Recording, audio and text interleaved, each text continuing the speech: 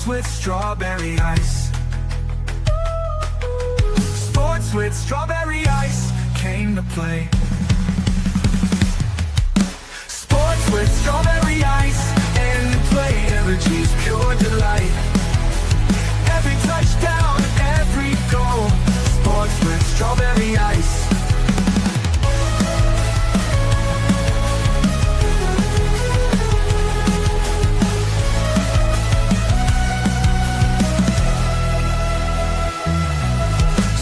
With strawberry ice, here to stay, covering Houday Nation.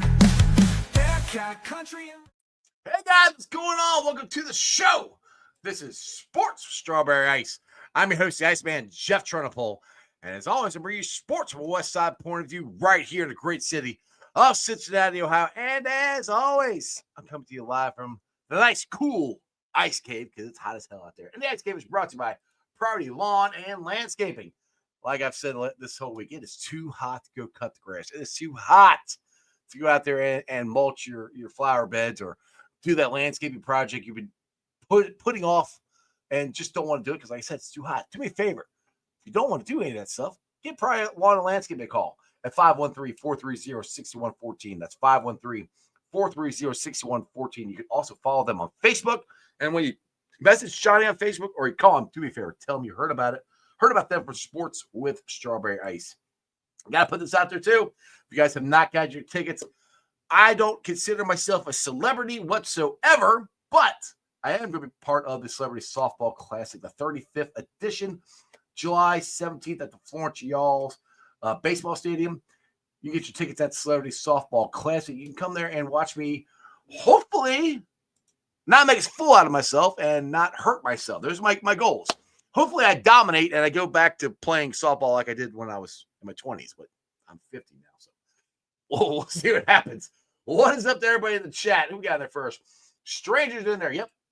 One contract down, 2 to go. Exactly. Brad's in there. Paul Painter's in there. Tony Blazin. What is up, guys? And what is it? The old intro is much better. This sounds hokey. You don't like my new intro? Come on, Paul. I worked really hard on that. It's going to get stuck in your head. Anyway, we are talking with the boys from Bengals Pulse. The topic today is the Bengals agreed to terms on an 11-year extension with the city for Paycor Stadium. I told you guys I thought this was going to get done. I thought the city would be absolutely silly to let the Bengals NFL franchise leave our city. Sounds like it's going to happen. The terms and everything got to be agreed to. Find out on they get a final contract if we get money from the state or not. But if they're giving money to that team up north, they should give us money too. But we'll see. Anyway, let's get to my guests. One of them is a veteran to the show. His name's Mon. Now we're hoping and praying that his computer works. It was perfectly fine before the show started. But usually, as soon as I hit him live, and it messes up. Oh, and it's Eric there from the Bengals Pulse. What's up, boys? Can you hear me? I like it. Oh, don't move. Don't move. You're perfect right there. You're perfect. Two episodes. It's worked. All right. Woohoo. Listen, he brought me along just to snap my fingers and to make it work. We're here for it. Oh, Natty's here. What's up, Natty? I haven't seen you on the chat in a while. What's going on? All right, boys. So it came out that the Bengals and the city have agreed to terms on an 11-year extension, stadium lease extension. I'll go around. Mon, you go first. What's your thoughts on what this means for the city, for the Bengals, all that cool stuff?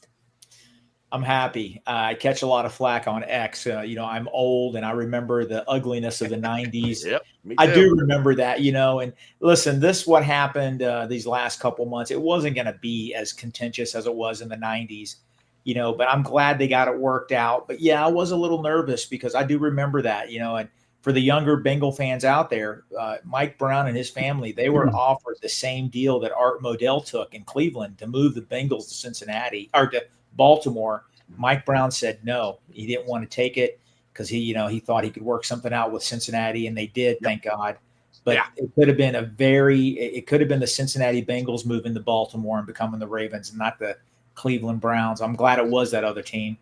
But I'm glad they got it done. And hopefully, I know they still got some things to work out. And you are right. I think the state's going to fork out some money, maybe 250, 300 million. And people are speculating those numbers. That would be great because they could do more of the renovations because they sort of scaled it back a little bit. So I think they do expect the state to come in with some money.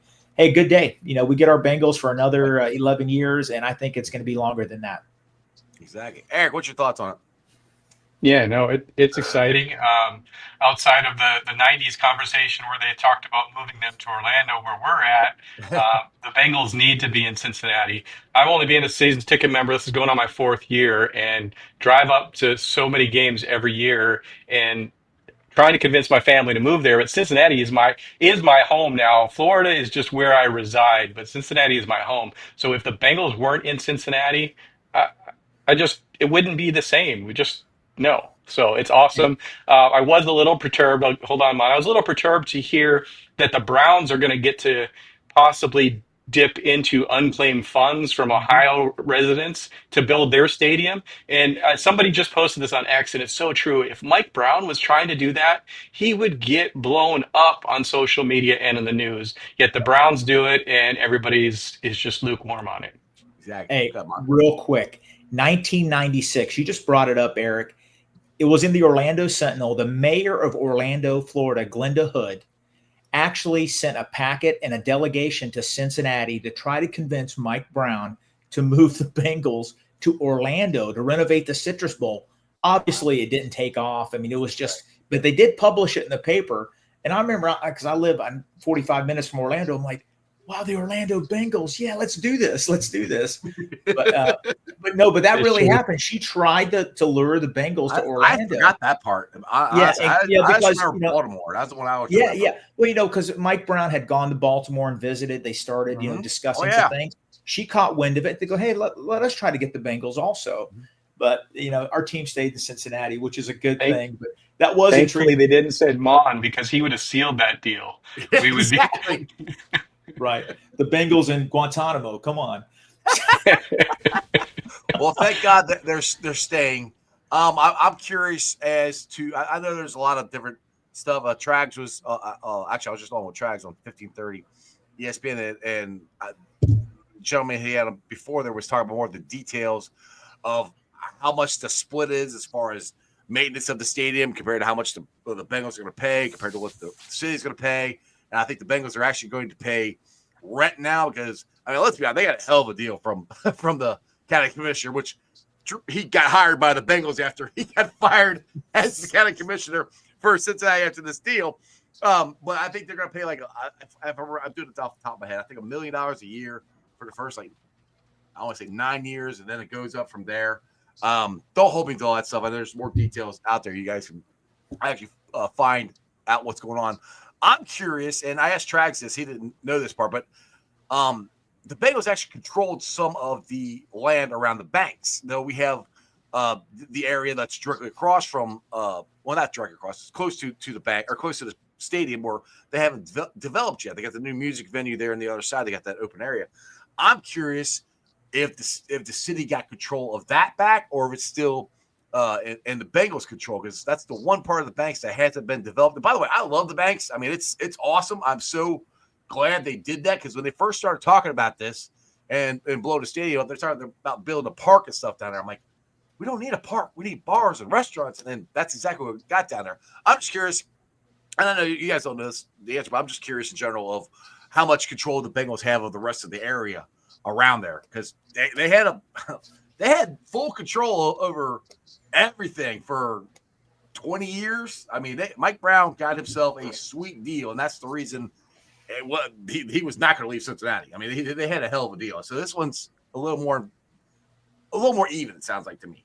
Do you remember when they were building the GE building and I think the music venue, they had to get approval from the Cincinnati Bengals because there was a height limit or something in the contract. Mm-hmm. The Bengals could have voided all that construction. No, we don't. You can't do that. But the Bengals didn't obviously do that. But you're right. The Bengals had a big say-so in all the development in the banks. And they had to come to them to get approval on some things. That would be interesting to see if that's been loosened up. But, didn't they just recently the county, that the gravel, the one Hilltop is gone. Yeah, it's Hilltop, gone. yeah, it's gone. Gone. That's going to be tentatively the home of the new Bengal indoor practice facility, is it not? I think that's the Well, word on I the don't street. know. I mean, that's what I thought. But from me going down there to practice and talking to some of the security guards and stuff, I said, well, first I said, is that where I want it to be the Bengals Hall of Fame? What I want it to be. But they said right now it's going to be parking, which I think it might be parking this year, and then tentatively they might develop it into something else, which I think that's part of this negotiation is what they're going to do with that part there. Because I mean, Right. you guys, go ahead, Eric. Go ahead. The stuff, the rent that they sent out there, and then we don't know if it's where they're going to land on it, but the rent that they sent out there, that road that kind of goes past one and around the stadium, right where the Bengals players come in, it looks like that road is going to be gone. They're basically going to shift the stuff to the left.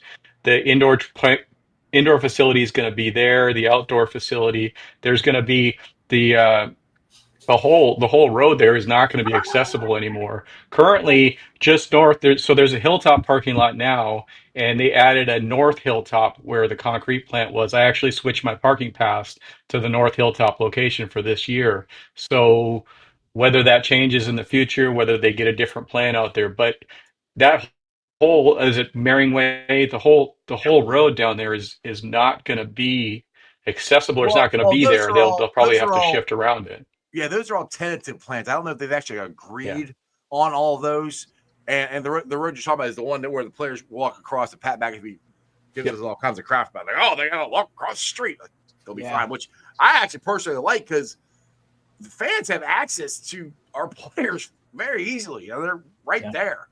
But from what the drawings are, if they go with this, is they would close that road off, put the indoor practice facility there, make the outdoor ones out here. And part I hate is they would put stands up and block my view from the bridge where I can go watch practice from. So again, first of all, they won't let me take any videos now, or pictures, which by the way, I take complete and full credit for nobody being able to take pictures. It's mostly my fault. But now they're going to block us from being able to see anything, which again, these are all tentative drawings. I don't think that's actually totally been agreed upon. I mean, they also talk about having a nightclub, you know, and or Paycor too. So I mean, well, I think it's gonna be, Eric. I think it's gonna be close to what you're talking about. I do think that's what their idea is. What the final renderings will be, I don't know. We gotta get the lease and everything. Okay. I think it's going to happen. I think it's going to happen in phases. You know, they have $470 million to play with now. Those renditions that they came out with a year and a half ago, I think they'll get most of that, but it's going to be in phases. The state will come in hopefully with $300 million. They can continue adding on that. Remember, they wanted to build a Bengal headquarters. You know, move them out of Paycor, have Bengals administrative offices located next to the new indoor practice facility and practice fields. I don't know if that's going to happen. That would be nice, actually. But the one thing I did like for the county, they have total say-so in artists that come in and, you know, perform at Paycor. I mean, they could go out and get, you know, hey, so-and-so. And I guess they didn't have that luxury before. So that's a win-win for the county. Can control that now, The county that's a win-win for them. Yeah. Now, let's go to some question here. Mike Madden goes, was Katie Blackburn doing a negotiation with the stadiums and trying to deal with Trey's contract? From what I know, I talked to Jesse James, who's an agent. He said that Troy was the one mostly handling stadium negotiations and Katie was handling the rest of that. That's one thing, guys, I brought this up, that we keep getting upset with the Bengals about how long it takes to negotiate these contracts with the stadium, with the players. And I've said this, they don't have enough people to negotiate. They got two of them. They got Troy, they got Katie. That's about it. And your Jake is in the building now too. What's up, Jake? Hooday, what's up, guys? Hooday. No, we got the whole clan here. But we talk about this. I know you guys talk about this on your show, that they need to add more scouts. I think they need to add more people that can negotiate some of this stuff. That would help. That's a good point. They got to be able to walk and chew gum. You're right. Yeah. I mean, it's you got two people. I mean, there might be other people. I'm just going by what Jesse James told me, and pretty much it's Katie and Troy that do the contract negotiations. And everybody who wants to get mad at Mike doesn't Mike's just there anymore. I mean, yes, if Mike Brown doesn't like something, yes, they are going to listen to Mike Brown. But I think it's more of Katie and Troy that are on the show now. Jake, since you joined the show here, what's your thoughts on the Bengals not signing but coming to terms with the county for 11-year lease stadium agreement? Like I said, they haven't signed it yet. It's terms agreed. Yeah, absolutely. First of all, thanks for having us on, man. We really appreciate it. Yeah, man. Honestly, I think when we as Bengaldom look back on this offseason, I think this is one of those key moments in time where, obviously the Jamar Chase signing and the T signing were huge, but this to me, again, Mon and I have been doing this a long time. This is a really big deal. And I think a lot of people thought that maybe this wasn't going to get done, but kudos to the Bengals front office. Again, I'm not going to steal Mon's thunder from Twitter today, but I think Mon tweeted out something that was very poignant to this whole thing. And that is, we give this front office, the Browns and the Blackburns, we give them a lot of deserved crap a lot of the time, but both of them, the Browns and the Blackburns, have been very loyal to Cincinnati, the city, the fans, and I think this is one of those moments in time, as I said, that shows this loyalty from the Blackburns and the Browns. Remember, they could have easily have taken this team to Baltimore, but they have stuck through it, and obviously now agreeing to this 10-year deal. It's huge. Again, I think this is honestly the biggest moment of our offseason so far, even above the Jamar and T thing, because this is the security of the franchise, which is exciting for the city, obviously, and us as fans. You know what's going to happen in 10 years? This is what's going to happen in 10 years. The Bengals are going to be 4-time Super Bowl champions. What? And they're going to get a brand new stadium, state-of-the-art. 10-time. State-of-the-art champion, a stadium. And we're going to have multiple, festives, draft parties there and everything. It's going to happen. The Bengals are going to be, in this 10-year period, they're going to win a few Super Bowls. In the next contract negotiations, the Bengals are going to ask for a lot, and we're going to give it to them. Exactly. I like Divine Thoughts agrees with you.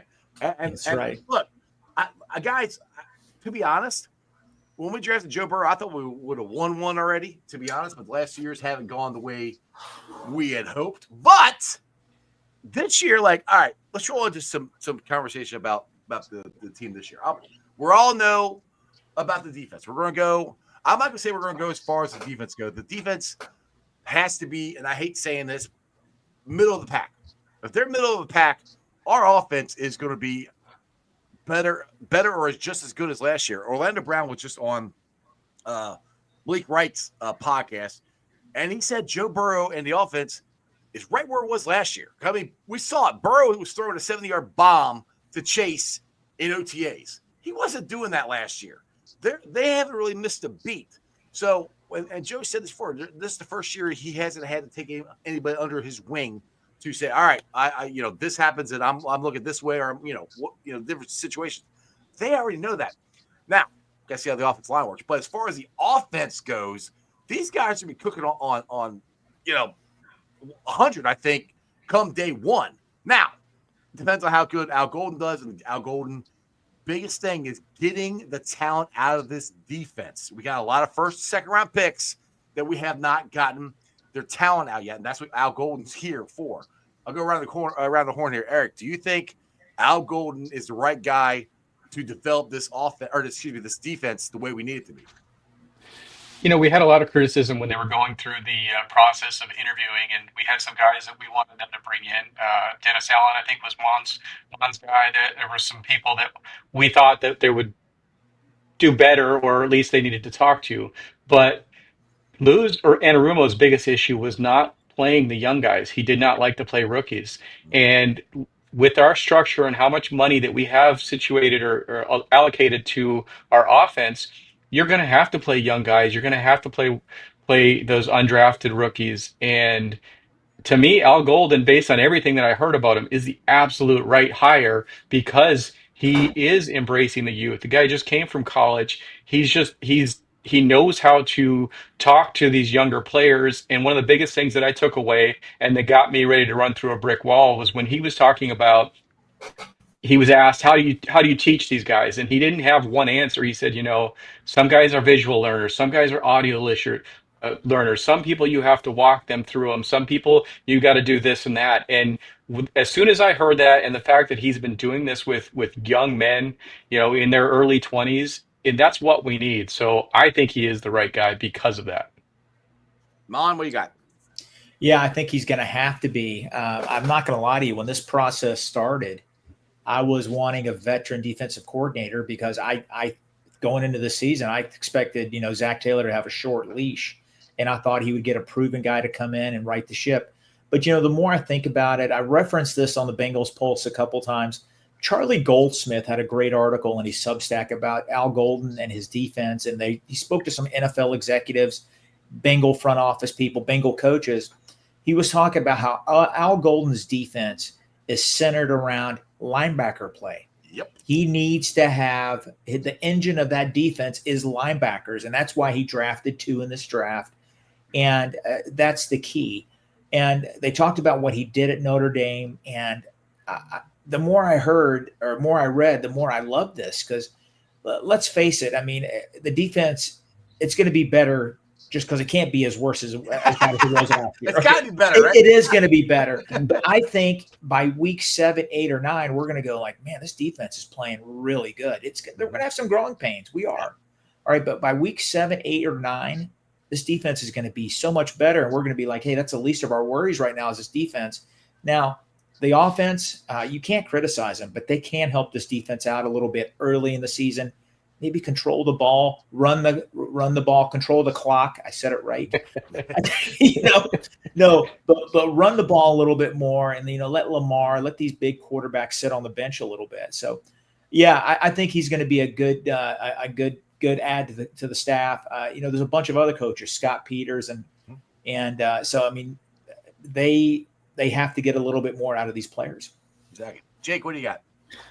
I mean, I agree. I agree with everything everyone has said. I mean, this defense. First of all, Al Golden has to succeed, right? I mean, it's not a question of if he will. He has to because really Zach Taylor has put all of his eggs in the Al Golden basket. Let's be real. If this thing doesn't work out, and again, I'm hoping and praying it does, but if it doesn't work out, this Al Golden experiment, I would say that Mr. Taylor is going to be in serious trouble as well. So this has to work out, right? He is not only given the reins to Al Golden, but he basically let him run the draft, which we talked about on the Pulse. We kind of felt like that was what the case was going to be after all the talk that we heard from Duke Tobin and Zach Taylor before the draft. How much stock they are putting in Al Golden, and sure enough, Al Golden basically got full reins when it came to drafting his guys, which he should, no doubt about it, but he has to succeed. And we had Dan Horde on the show not too long ago, and Dan also brought up Jerry Montgomery, the new D-line coach, and the importance that he is going to bring to this defense as well, because let's be real, guys, the defensive line, again, obviously besides Trey, the defensive line has been under par for the last couple years, again, besides Trey. But when you have one player, basically having 60 to 70% of your sack total, that's not a good thing. You're not getting a lot of production from the rest of those guys. Eric touched on it. Lou, we all love Lou Dini, but he was not known for playing these young guys. He's playing guys hurt, guys that are at 50%. When you got guys at 90 to 100 on the bench, you can't win football games like that. You're drafting these guys. You have to believe that these guys are going to go out and give you good minutes when it comes to playing time. So I love the fact that the Bengals allowed Al Golden to to go in and draft his guys. As Mon said, he's a big linebacker guy. We know that from the first time he was here. And let's talk about this. Logan Wilson, Jermaine Pratt, those guys were – their best years were under Al Golden. So let's hope that Al Golden gets the same from Knight and Carter and all the other guys in that linebacker room. But Jerry Montgomery really, to me, is the key to this whole thing, because this defensive line has got to start having more production, and it starts with everyone else besides named Trey Hendrickson. So to me, is Al Golden the guy? I hope he is. He better be, because they have put a lot of stock in him. I like him, and hopefully it works out. Hopefully we get Trey signed here very soon. I think obviously that's a big piece of it. Yeah, that would be nice. And the other interesting thing that besides the linebacking core is the secondary. We've seen I know it's OTAs, but we all saw the video of Cam Taylor-Britt intercepting Burrow. He was in the slot. Cam Taylor-Britt didn't play slot. Not that I know. I think they put him back at safety as well. I think Dax Hill, he hasn't practiced yet, but I really do think Dax Hill is going to – Al wants to use him as that ultimate weapon where he can play outside. He can play inside, which he can do all these. He can play safety. I think there's going to be a lot more diverse guys playing, especially that secondary, guys playing multiple positions. And I'll say this was Shamar Stewart. Hopefully they signed him, but I can see them moving him around a lot too, because in college he played inside and outside a lot. I've said this for years. I wouldn't mind seeing Trey try to rush from the other side of the field too, just to give him a different look. I don't know how Trey feels about that. He's pretty successful at what he's been doing. But that's one thing that I think we're going to see differently this year, along with playing the younger guys, is just different look and guys being specialists, like the ultimate weapons, where I think we're going to try to have more in that. And were you guys surprised to see Cam Taylor-Britt playing the slot like I was? Because I never thought of him in the slot at all. Go ahead, Eric, let you go first. Or Mon. Whoever. Hey, you know what? I think they want versatility. Yeah. Personally, I would like to see Cam Taylor-Britt play a little bit of safety. He's built like one. He's a thumper. He's very fast. But it's good. You know what? Josh Newton, everybody says, is going to be our next slot corner because Mike. Dude, Fig's going to be good. I love Fig. I love Fig. You know what? You mentioned defensive backs. This team has drafted so many in the last 3 drafts. Yep. We have a lot of young talent, high picks. These guys have to start producing. DJ Turner in that Charger game was playing lights out until he got hurt. Mm-hmm. There's a lot of talent back there. Hell, Dax Hill was playing great till he got hurt. He was. He really was. But Al Golden and his staff, they got good DB coaches. Mm-hmm. We need a big year from them. But Cam Taylor-Britt playing the slot, I could see that. So you know how the Bengals are. They want versatile offensive linemen. They want a guy, they want their offensive linemen to play guard, tackle. They want their defensive linemen all over the place. They want the same thing in the defensive backfield. Mm-hmm. But, there's a lot of pieces there. There's a lot of talent on this team. Man, they just have to start producing. They have to. And if they do, we talked about it off the air. I don't want a mediocre defense. But if we go from the 30th defense up to 15, 16, 17 average, of course I want to be better than average. That's what we were. If we get to that, look out. Super Bowl. Yeah, you're right. We were middle of the road. Now we turned the ball over a lot, but that's where we were at. And with this offense, yes, of course, I wanted to have a dominant defense. But to go from as bad as we were to a dominant defense is a hell of a jump. It's going to a hell of a jump from where we were last year to go to the middle of the road. That's going to be a big jump. I don't think, even if that happens, I don't think Al Golden's going to get the credit for it because we're like, this team went this far because of the offense. Well, if the defense is middle of the road, we're pretty good. And the other thing is Joe Burrow can also help this offense too by controlling the ball. And I went back to I watched a lot of Orlando Brown interviews today. We talk about running the ball, and we need to run the ball more consistently. But he also brought it up that he goes, we're never going to, and I know they're not going to be consistent, a big-time running team of the short, quick passes. And that's they always say that's an extension of the running game, which we can see that a lot too. But either way they do, there's some things coming down to the end of the game that they have to do to win games. I keep going back to the Baltimore game last year where we had the lead. Burrow throws the interception. And by the way, there are 5 penalties on the freaking 2-point conversion. They didn't call any of them. But it should have came down to that. We should have held on to the ball or made a stop. And that's what things have got to change this year. Yeah, the Chase Brown fumble didn't help us. Just one real quick thing about the Ravens. The last 10 years, the Ravens defense, everybody talks about them on ESPN. The Ravens defense is just, they're so good. Do you know why the Ravens defense is so good? The teams they play against only have the ball 22 minutes a game. Right. Yeah. Okay. I mean, seriously. If you look at it, not all the time. Like last year, the 2 Bengal games was an anomaly because the Bengals did have the ball a lot. Right. Normally, when the Bengals play them, they only get the ball 6 or 7 times a game. But that's why. That's why your defense has great stats. The other teams on the bench, they don't get a chance to play offense. So I don't know, man. It's complementary football, and I think the Bengals offense has to help the defense out a little bit. And, man, it's going to be an interesting training camp. Let's put it that way. Oh, it's definitely going to be interesting. Eric, go ahead. You got your mic unmuted now. You can comment what we're talking about. Yeah, the CTB in the slot, I think you have to get your best players on the field, and CTB is one of our best players. He had issues last year, not being disciplined, not staying there. Well, if he's not disciplined and if he's not our best outside corner, you go with Dax Hill and you go with DJ Turner, but that doesn't mean that Cam shouldn't be on the field. So if he's better in the slot, playing reactionary football and being able to make more tackles, when it's not a pass, I'm all for it. You have to have your best players out there. And Cam Taylor-Britt is one of our best players. He got undisciplined under Lou, and hopefully that's gone, but you have to find a way to have him out there. And he's our best. He's our best tackler. He's our best tackling DB. Let's be real about this. We struggled tackling in the open field last year. I don't think there's any. I'm not saying anything that that is a surprise to anyone, especially from the safeties. The tackling was not very good.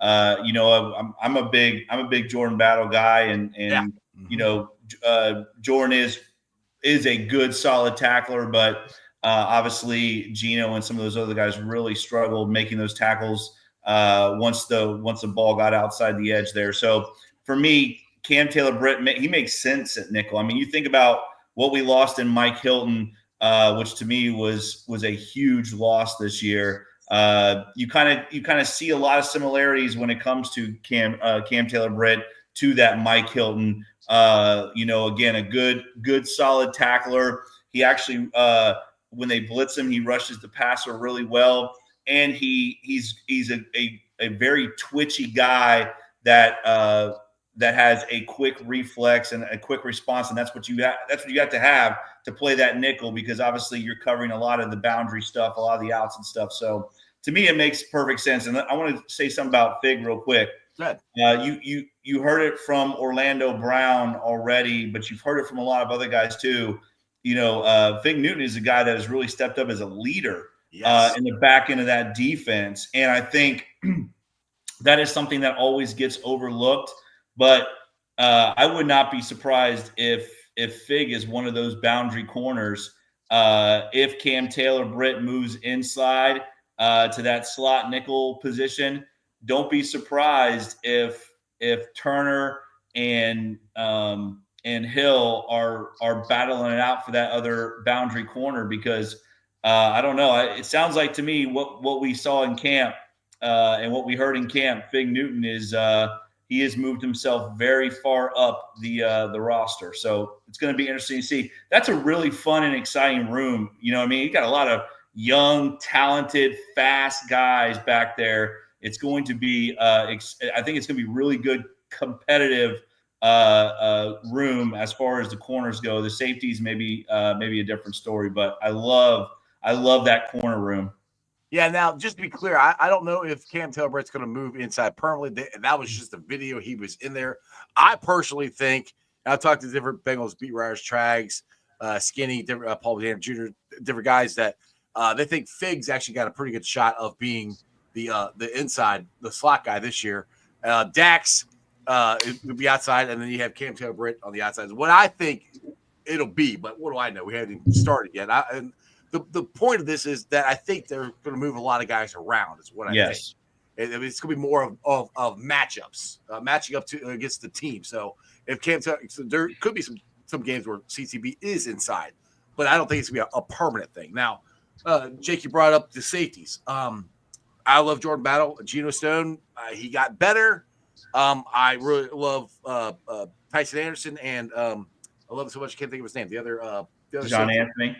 Yes. Are you guys surprised that they didn't address this? I thought for sure they at least draft one, sign somebody. I mean, maybe when the camp cuts come, we might pick somebody up because that's kind of where we're at. That's, what's your guys' thoughts on why or if they're going? Maybe they like Tyson Anderson. Maybe they like Anthony. I don't know, but I'm surprised they haven't added a veteran to that room. Go ahead, Jake, you go first. I was shocked. I mean, I said it all off season. I've still been saying it. Mon and I did our 53. I still think there's a safety that is not on our roster yet that is out there. Right.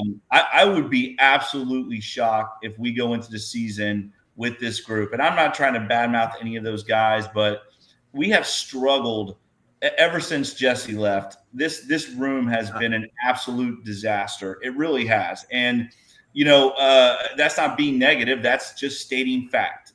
The safety room has not been good. They tried to bring Vaughn back. That didn't work out. Obviously, the Dax Hill pick did not work out. It has just been Nick Scott, who Mon absolutely loved when the Bengals signed him. All right, to be clear, that was the oh shit handle is what that was. Yeah. That's one thing I have liked about this year. I haven't noticed the Bengals do that. I don't like their plan, but at least it looks like they've had a plan this year. Sorry, I just think again, this is one of the things and I will argue this until I'm blue in the face. I know some people think the edge room was weak, that the defensive tackle room was weak, that the interior offensive line was weak. But to me, the worst room on this team is the safety room, and I still think it is. And again, I'm not trying to be negative. I'm not trying to badmouth who's in there because we do have a lot of young guys. But let's look at the small sample size that we have seen. Tyson Anderson, incredible athlete. Again, for some reason, just cannot get on the field. Geno Stone struggled for 3/4 of the year. Jordan Battle, a young guy who I love on special teams, and he has shown that he can play in this league at a high level, but we really don't know what we're getting with him. John Anthony, again, very small sample size, not a good one right now. That's just fact. By the way, the play in Kansas City was still not a flag. It's 6 months later. It's still not a flag. It's still not a flag. Yeah, it's still not a flag. I don't care what anybody says. I don't understand the Bengals' plan when it comes to the safety room. Now, I will say that I do think Al he loves the linebackers. You talked about moving guys around. He's going to move those guys around. The Knights and the Carters, those guys, they were drafted because they're great at rushing the passer. So Al's already talked about he's going to use those guys for interior pass rush. He's going to move those linebackers around and stuff. But that still doesn't make sense on what we're going to do on the back end of this defense. And we saw, guys, once Jesse Bates was not in stripes, the communication breakdown that this defense had, it went from being a top 10, 15 defense in the league to the bottom end of the defenses in this league. So if you don't think the safety position is important, just look at the Bengals. Go watch film when the Bengals had Jesse Bates in 21 and 22, and look at film after he left. It's not a good room right now. You're hurting Mon's ears. Yeah. I don't want to hear it. I don't want to hear that name. Now, listen, the Bengals only keep 4 safeties. Tyson Anderson is a must because he's a special teams. He's our special teams ace. Yep. I would like to see him play a few more snaps at safety. I would love it. Yeah. He's so important to the special teams. I love Jordan Battle. I think he's going to have a bright future. Geno Stone. I hope we see the Geno Stone of the last 5 games of the season. Yep. My only concern at the safeties, they're not overly athletic, and you need some major athleticism back there. But I want to say something about Jesse Bates. I know we can't go back in the past. Nobody has a time machine to go back. Damn it. Why not? No, but we need to find one. But if you think about it, guys, the Bengals cannot keep everybody. I fully understand that argument. I get it. You can't. But Jesse Bates and DJ Reader, let me just give you 2 defensive stars. Oh, now you're bringing up my boy. All right, come on. You can't. You just can't replace them with guys. No, you can't. You can't replace them with guys. Yeah. You know, they did try with Dax Hill, the Bengals. Hey, they tried a year early. He was going to be taken over for Jesse. It didn't work out. Rankins didn't work out. Injuries, didn't perform very well when he was healthy. That's a big drop-off from very productive spots. And this defense, I mean, I think that's one of the key reasons that they've struggled over the last few years. You're right, Jake. But, man, I know we got to get past that. Hopefully these guys come in. Hopefully Al Golden can work some magic. Like I said the other day when I asked Dan Horde, can Golden, can Peters, can these guys, can he get 5, 10, 15% more production out of these existing players? Because that'll be huge. That'll be huge. The biggest thing with the safeties, why the safeties are going to be better, I will pound the table all day long for Tyson Anderson. You can't waste, I don't care if he's your best special teamer, you can't waste a guy with that much talent on special teams. Last year or the year before in preseason, he was balling out interceptions, breaking up plays. He has the talent to do it. The reason the safety room will be better is because of Al Golden, because his offense is relying on the linebackers. That's why they went out and signed one and drafted 2. The linebackers are the guys that are making the calls, they're making the adjustments. Safeties need to be out there. They need to be reading and reacting, covering where they're supposed to cover. When they see something, they break on it. They shouldn't be thinking about, oh, do I have to tell somebody to go out and adjust their lineup? No, they should be lining up. They should be reading the play preset for them, and they should be breaking on the ball. And because of the difference in defense, I think they're going to be a lot better. Coupled with the fact that maybe he plays these young guys more, it should be better. Exactly. Now I'm going to bring up something that I know Mon brought up on the before the show started, but Mon, I'll let you set it up. You got some PFF news you want to about the defensive lines here? Yeah, PFF comes out with the top defensive lines in the NFL. And I just saw this. I sent it to the Bengals Pulse guys, and I sent it to Ace and Zim also. They had the top 32 rated defensive lines in football. 3 of the top 10 defensive lines are AFC North teams. Unfortunately, the Bengals weren't in the top 10. Pittsburgh's ranked number 1. Cleveland's ranked number 7. Baltimore number 10, which surprised me. I would put Cleveland at 10. They had our Bengals 25th ranked defensive line in the NFL. I get it. PFF isn't for everybody. I understand, but still, that's we still got to figure out what's going on with our guard play. We are starting a rookie in Fairchild, who I have high hopes for. Right tackle's a little unknown, and 3 of the best defensive lines in the NFL are in the AFC North, and they're the teams that we have to compete against. So their strength, our weakness right now, technically interior wise, it's going to be interesting.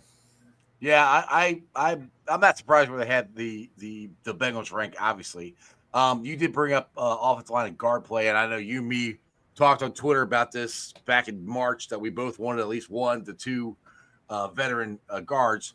They didn't do that. Like I said before this broadcast, I can see the Bengals' plan. I don't like it, but at least I see their plan is to get these young guys and develop them. That's why you brought in the new offensive line coach. That's why we got the new defensive coach. I really like Dylan Fairchild. I love Rivers from Florida. Big dude. I think eventually he might be our guard. I think he's athletic enough to do it. I don't think it's going to happen right away. I think it's going to be Cody Ford or Scott, what's his face from New Orleans, which for some Lucas Patrick. Lucas Patrick. I can never remember his name. I'm just going to say the guy from New Orleans. That's not a good sign. That's not a good sign. I know. I never can remember his name. I mean, I said this from get-go. Yeah, I said this from get-go. I thought Cody Ford was going to win the right guard spot, but I've kind of changed my mind a little bit. Might be Lucas Patrick. I think whoever the best player should win it, but for the team in general, I think if Cody Ford's your backup, that's better for the team. Lucas Patrick is like, I'm never going on his show. Yeah, exactly. You can't remember my name. But Cody Ford can play multiple positions. You can't find him. Yeah. But Cody Ford can play multiple positions. I think that's better for the depth of the offensive line. And Rivers, he also can play multiple positions. So if you have those two as your backup, as far as depth goes, I think is better. Now, Peters will see how it's going to be a big year for him because they are relying on him to develop these guys.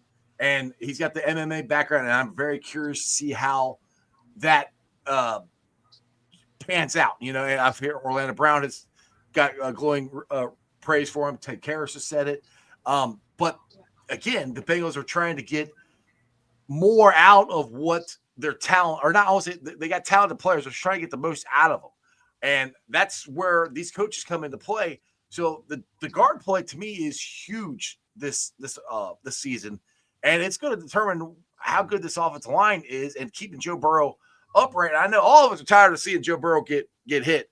So again, I'll say it this way. I see the plan. I don't necessarily like the plan, but I hope it works. Do you guys understand what I'm saying? Where you see the plan, what they're trying to do, instead of pulling the shit handle like they did the last couple of years when they let DJ Reader leave, and then they knew we were going to let Jesse Bates go, but they didn't know Von Bell was going to leave. That's how we got Mike Scott. So I think they have a plan this year, but I don't necessarily like it. Eric, go ahead. Yeah, no, it's just like life. I mean, you have that one person that there's. You're taking a trip to Cincinnati. I'll go to my boys here because we took a road trip a few years ago, and my plan always relies on stopping at Buc-ee's. And we get in, we use the beautiful bathrooms, and we get out quickly. And that's my plan. That's the well-oiled plan, and I equate that to signing good free agents, doing it the right way, making it sure that you're ready to go. You're going to get to Cincinnati, as opposed to not using cruise control on the trip, stopping at random 7-Elevens in the middle of downtown Atlanta. No, I wouldn't do that. There's a good trip, and then there is the Bengals trip. And yes, I could stop at a 7-Eleven, outside of Atlanta because I got to use the bathroom or the gas is a little cheaper. But it's probably not going to be a very good experience, and I may not get out of there alive. And I'd rather go with the good, safe Bucky's trip. I'd rather use cruise control and get to my destination on time.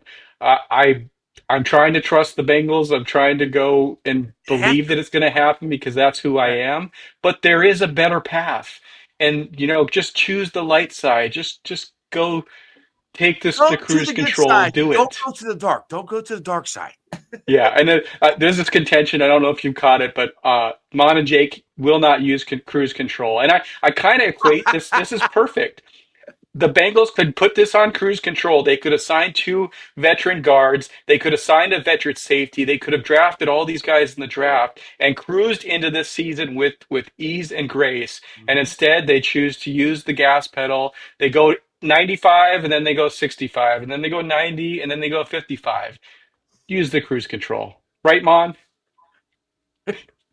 Hey, you guys could be like my wife and just get a Tesla and the thing drives. You know what? I don't want. Listen, let's keep it on football. I don't want to talk about Buc-ee's, pork sandwiches, bathrooms. I don't want to talk about that. Okay, Jake, take over. No, first of all, let me tell you something. Ice, don't ever do a road trip with Eric. Listen. If you want to drive and have that opportunity, don't go with Eric because he does not listen. When you are in his car, it is his way. You basically have to sit. It's my way on the highway. If you want to get there in time, if you want to go to the best bathrooms, and if you want to get to Cincinnati overnight quickly, you use cruise control. Damn it! He's got the bathroom staked out. It's like you turned into a Nazi. You went crazy on us. Listen, it's like taking a trip to Cincinnati with Clark Griswold. We had this plan. We were going to drive on Friday. It was going to be a casual trip, and then you guys drop it on me. Hey, you drive overnight all the time. Let's go overnight. And as soon as you say we're going overnight, I'm flipping the switch because we're getting there. We're leaving at 6, and we're getting there at 7 a.m. and we're hitting the banks for breakfast. Listen, Jeff, I started driving. He drove 6 hours. I gave him a break. I'm driving his car. He goes, "You don't use cruise control?" I said, "Eric, I never use cruise control." He couldn't sleep. It drove him crazy. He goes, "What do you mean you can't use cruise control?" And I'm like, hey man, just relax. I got this. And he goes, It was the motion. It was it accelerate. ruined it. It ruined it. I just put my headphones on and went to sleep. That's probably the best way to handle it there. So the funny thing, so my wife is from Florida, so we've made that trip down to Tampa Bay area more times than I can count. I can't sleep when she drives because she drives too damn slow. I'm like, I'm Eric. I'm kind of with you. I want to get there. Now I don't have the bathroom staked out or anything. I don't go that far. And so that's my thing is I have to sleep because sometimes I'm sitting there and I just feel myself going like this.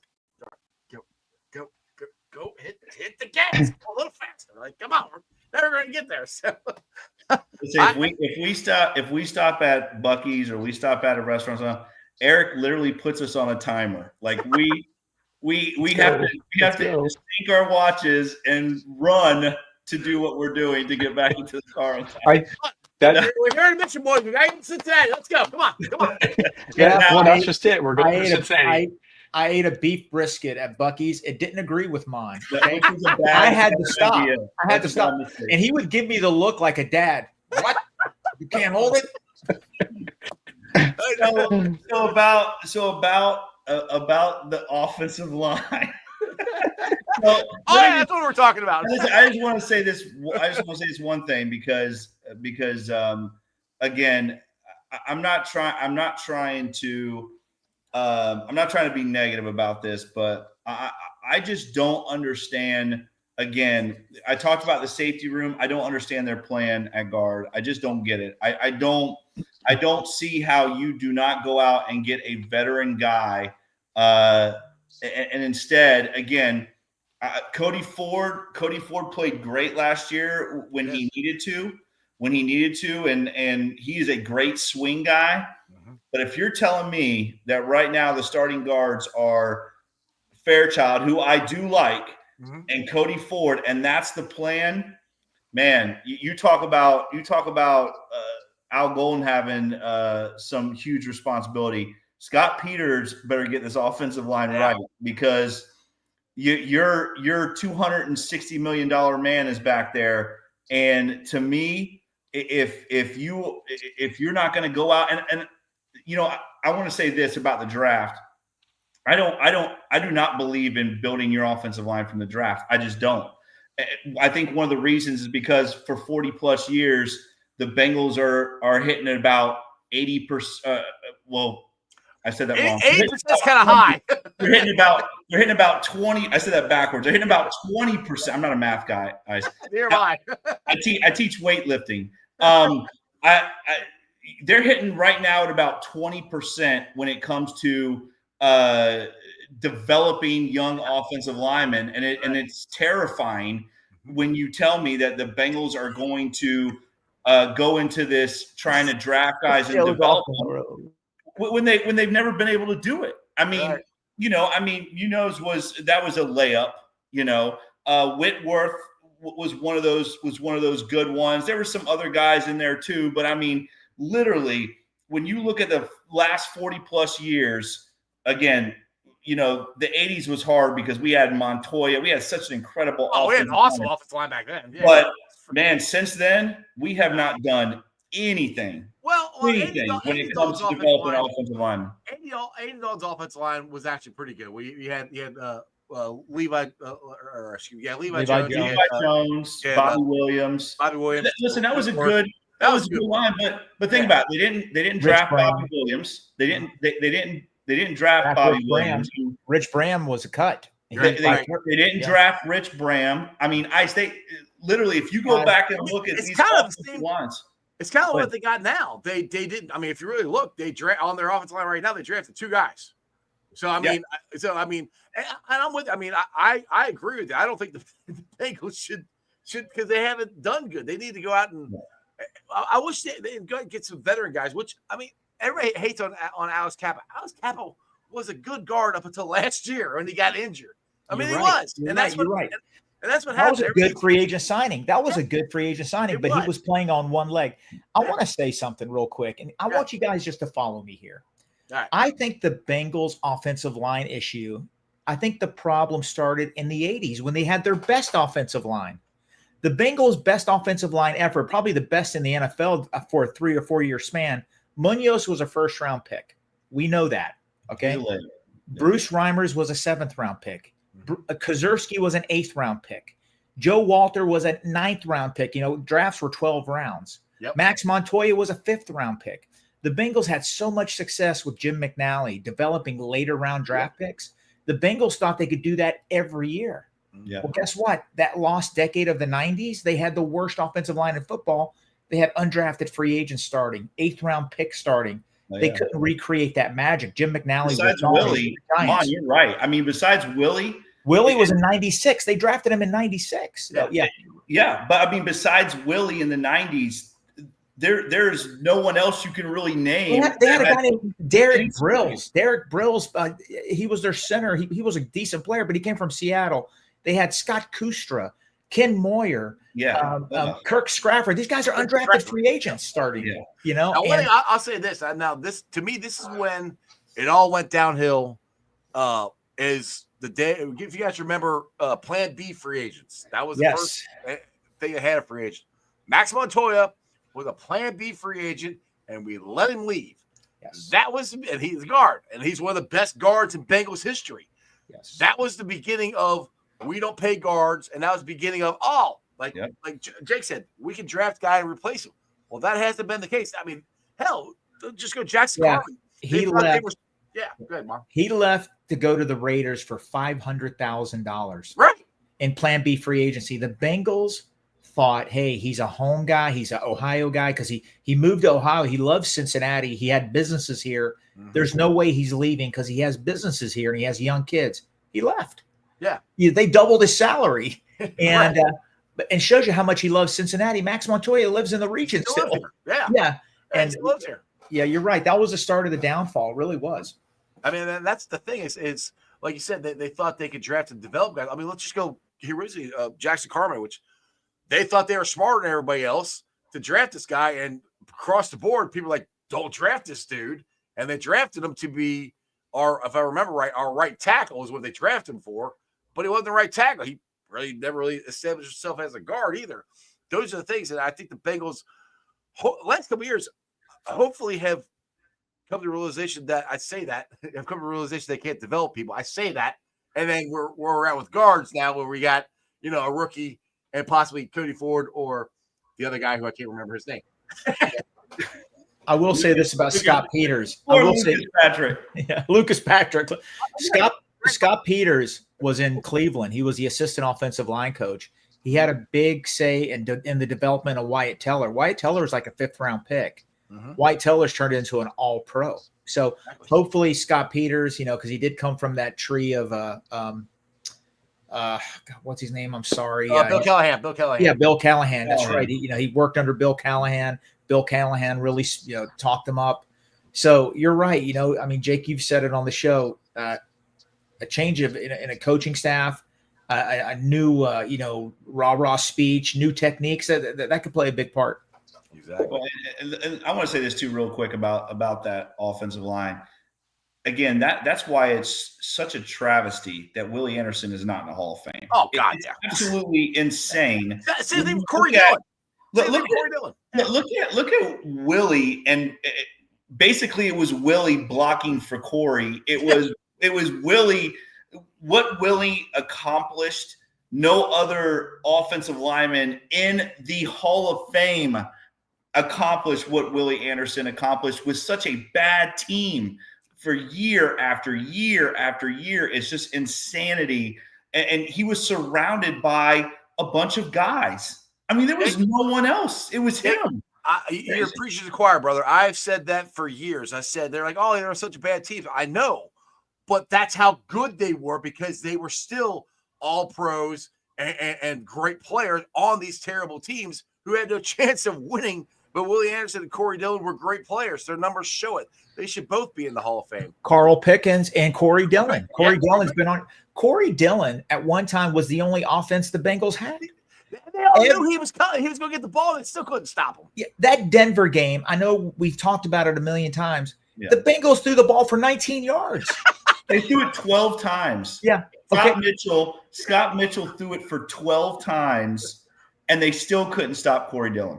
I mean, Achilles Smith's best move, I try to say this again, best move that game was blocking for Peter Warrick as Peter Warrick ran in for a touchdown. Because Achilles Smith started that game, if you guys remember that. Yeah, he did. He got a concussion. Carl Pickens was double teamed a majority of the time because, he was like their best player. I mean, and him, Darnay Scott was really good too. Oh, yeah. But they didn't have a consistent running game. I mean, it was just a weird situation there, and he still put up big numbers.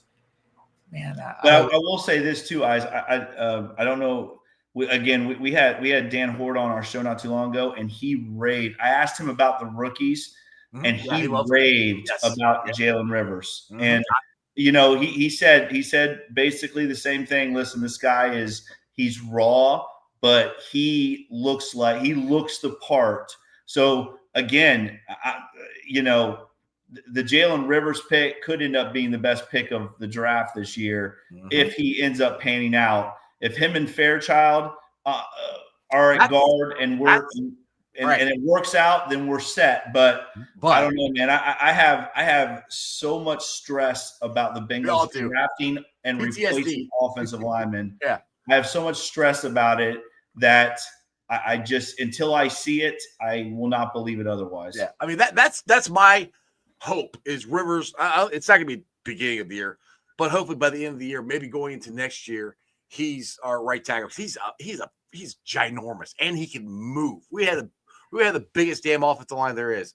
Guys, it is 6:30. I know we're going to go on your show at 7:30. One thing I want to ask you guys before we get out of here. First of all, you guys, I know you guys have done over 1,000 shows. I think it is now. How long have you been doing the show? How did you guys meet? And how the hell did you get to meet crazy ass Zim Hude? I need stories here. He knows, Jake. This is all you, buddy. Point the other way. Jake is this. Jake's down here. No, you're pointing the wrong way. Well, whatever. It's Brady. All right, so listen. I'll give you the Reader's Digest real quick. So Mon and I, we actually met. This is funny. We didn't meet. My wife was in a Crackle Barrel. This was like 15 years ago, I think. Yeah. My wife was at a Crackle Barrel in town, and she Florida. I wasn't there. Yeah, okay. down here in Brevard County. We're on the East Coast in Florida. So my wife saw Mon and his wife Heather sitting at a table in Crackle Barrel. I was not there. She walked up. I guess I don't know. Mon will have to tell you the story, but she said, "What did she say, Mon?" About we were actually waiting. We weren't seated yet, but I was wearing a Bengals shirt, and she walks up. She said, "Hey, I like your shirt." And I remember I looked at my wife. I said, "I still got it." He's like, "Mon, you know, pumped." I'm like, "Yeah." And then my wife and his wife started talking, and they exchanged phone numbers for us to go on a bro date. So. And that's a true story. She's the ultimate wingman. Guys, that is a true story. We had a man date set up, and my wife was so excited for me because again, he's going on a date, honey. He's a Bengals fan. It's so cool. Listen, when you feel like you're the only Bengal fan in town, it's hard, So she's like, oh, she's so excited about the man date. It's funny because when she first gave me the piece of paper that said Mon Abelhas, I'm like, babe, somebody's messing with you here. This is not real. Is his real name? That's not his real name. Mon, what? He's in Guantanamo. Mon and I had a man date, and I think we were both kind of feeling each other out because I mean, when you're like us, it was trivia. They were quizzing each other. We're all diehards, all four of us are diehards. So who's the bigger Bengals fan? We quizzed each other. We did, we quizzed. We did. We quizzed each other because we have both been fans. He's actually been a fan. I've been a fan since '81. Mon's a lot older. He's been a Bengal fan even longer than '81. I can remember Tommy Casanova playing. Oh, damn. Yeah. We both quizzed got me on that one. I know him, but I don't remember him playing. Go ahead. Yeah. We both quizzed each other on the man date, and we both passed. And there you go. And we've been bromates for the last 15 years. Now, as far as Zim and Ace goes, this is the crazy story. Uh-huh. So so I am going to in 21. I'm flying out of Orlando to go to the Super Bowl. And my wife and I get on the plane. I got all my Bengals stuff on, and you know, I had at that they had just finished up. I think Orange were they? Orange is the New Black. I think they were just finishing that up, right, Mon? At that time, What's that? Yeah, they were. I think they had just finished Cincinnati. that up. They had maybe 7 or 8 episodes. Yes, so they had just started the Cincinnati. So Ace, who also lives down here in Florida, he lives about 45 minutes west of us. Ace is literally a seat away from me. We had never met or anything. I was meeting Mon out in LA. So it was just my wife and I on the plane, and Ace was sitting a seat away. We start, you know, he had said something like "Hooday" to me or something, and you know, obviously that gets my wife's like, "Oh shit, here we go." Like, oh God, you know, it's a 6.5 hour flight. So me, you know, I don't care. I'll talk to anybody that listens to me about the Bengals. So me too. I asked the woman next to me, I'm like, "Hey, can you switch seats with him?" So Ace comes back and sits next to me, and we talk Bengals for about 6.5 hours, the entire way to LA. And I have a background in radio and television. I did that before. I've always coached high school football. Really, I've always coached high school football, but before I became a teacher, I had a background in radio, TV, and I talked to Ace about that a little bit. We obviously. I think he was kind of quizzing me on the Bengals too to see how far back I can you see what you know. Yeah. So before we get off the plane, he's like, "Listen, man, my guy Zim and I had heard of Orange is the New Black." Mm-hmm. He said, "Hey, listen, my guy Zim and I, we're starting this new podcast network, or we had just started it, and we're looking for another show. Would you be willing to do a pilot?" And I said, "Absolutely." I said, but I got another guy that he's got to be next to me on this thing. Your broseph. my bro mate. I was like, "Listen, I got another guy here. Trust me. Listen, all him and I do is talk about the Bengals. We have for the last 13 years at the time, or 12 years." And I called Mon up. Well, actually, no, I think we had met up in LA. And I was like, "Listen, man," I said, "I don't know what's going to happen here, but, you know, I met these guys." And Mon's like, "Oh, yeah, I know them." And we end up connecting in LA with them. And sure enough, 2 weeks after the Super Bowl, I get a phone call from Ace, and he's like, "Hey, are you guys ready to do that pilot now?" And it's funny because Mon and I literally for like 3 years talked about doing a Bengals podcast, but we had no idea how to start it. Right. We were just like, "Listen, we talk about Mon and I." What's a computer? What's a computer? Yeah. So anyway, that's why we need Eric. Yeah, I'd say, how did Eric just get thrown into this? Eric, they never talked about a podcast with me or listen. The Eric story is even better. Okay. You need another 2 hours of the show. Listen, tonight. We got that coming up at 7:30 on your pod here. Mon, I'll just tell you real quick. Mon stalked Eric into being part of our group. Literally, I'm joking, guys. He literally went into the place where Eric worked and was asking everybody who's got the Bengal car out front. That's the long story short. The long story short, a car that I have the Bengals helmet in Florida. So every single Bengals fan, I meet every Steelers fan, I meet the Chiefs fans, whether they hate us or love us. And that was Mon kept getting pictures of my car, so he stalked me, and then we met up. I come to find out I already knew Jake from my son's preschool. Our kid, his nephew, and my son went to preschool together. But I was stalked. I didn't create a restraining order, and here we are. Real quick, last part. We got to go. I get it. Last part. Jeff, he has a Bengal car that's all decked out. I am not making this up. Every day I'd get a text with his car. "Mom, look at this. Look at this." I'm like, "Man, I got to find this dude. This guy's killing me." No, and I found out where he was. And I would get text messages like, "Hey, did you get a new car? Are you driving in front of us? Like just from people randomly in town. You guys, right? And we're like, we're both like, no, we didn't get a new car. And they're like, you've got to see this Bengal car. They were sending Mon and I pictures and stuff. It was hysterical. Yeah. They basically outed themselves as not the biggest Bengals fan. That's So, what it sounds like to me. I mean, they won't paint their walls either. So, Well, that's what are you going to do? That's what all my walls are over there. But this is the white 940 miles to Paycor. That's all I got. Yeah. Hey, All right, on boys. cruise control, you get there We'll fast. see you tonight, Jeff. We'll see you tonight, buddy. Yeah. Hey, plug your podcast before I let you go. So I'm sure people know who you are. But go ahead and plug. Go ahead, Eric. Yeah, we're simple. You can find us on X. You can find us on the Cincinnati Podcast on YouTube Network, at the Bengals Pulse on X, on Instagram, Cincinnati Pod. We'll be live tonight at 7:30 with the Iceman, and we have a lot of loyal listeners. I see a lot of them that joined tonight here, so I think we have a lot of crossover. But for those that haven't, we try and bring you into our living room.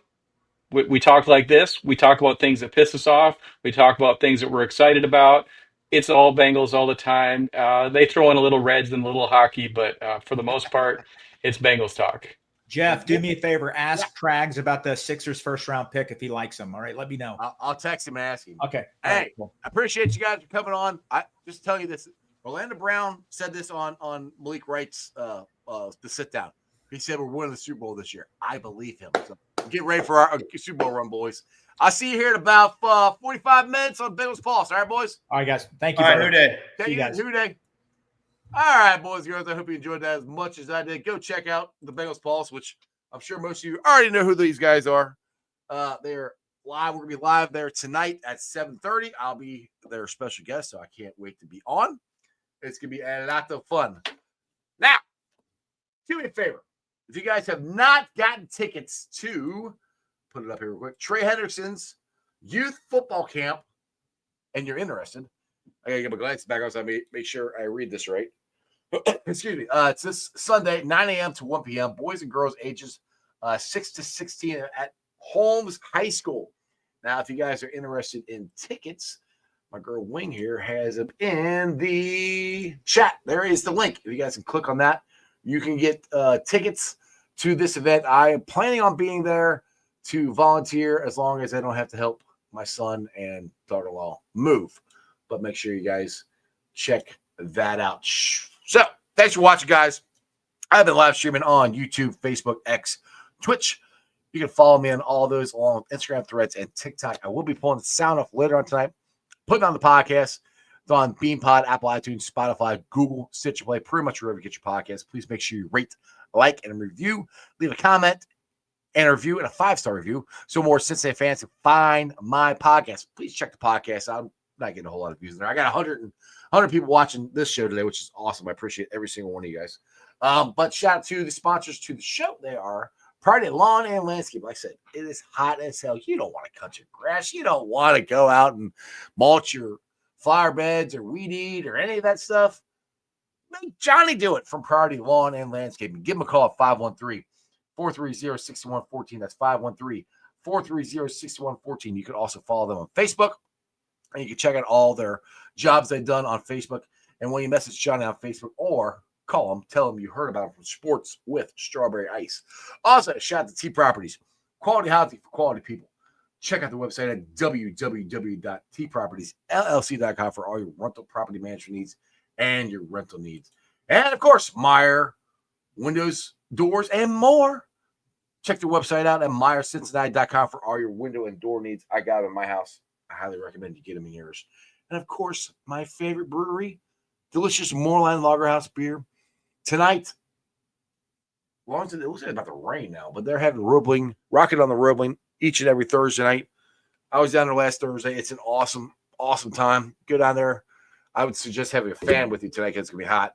But listen to some great music, drink some delicious Moorline beer, eat some delicious food. Again, Moorline Lager House. All right, everybody, I'll see you about 7:30. I'll be back on with the Bengals Pulse, and we'll be having some more shenanigans and some good times there. Remember this, Houday for life. And throw it up. That's your sports, baby. See ya!